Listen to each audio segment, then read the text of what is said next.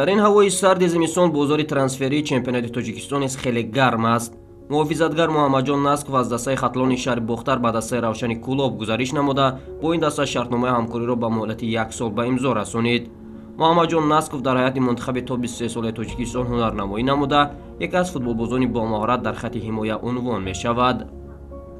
дастпарвари дигари бошгоҳи Равшани шаҳри Кулоб Амирҷони Фаррухзод, ки нимаи дуюми мавсими гузашта ба дастаи ҳосилоти Фархор ба иҷора дода шуда буд, дигар бора ба сафи даста пайваста ба машқу тамрин оғоз кард.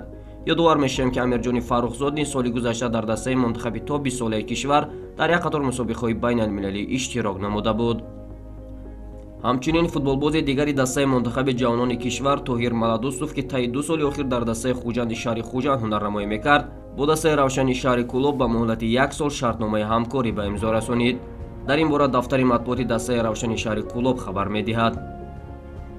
ҳамзамон иттилоъ дода шуд, ки рӯзҳои наздик дастаи Равшани шаҳри Кулоб боз дигар футболбозони бомаҳоратро ба даста даъват намуда, ҷиҳати омодагӣ ба мавсими нави футбол ва иштирок дар ҷоми Конфедератсияи футболи Осиё машқу тамринҳоро дар як рӯз 2 маротиба баргузор хоҳад кард.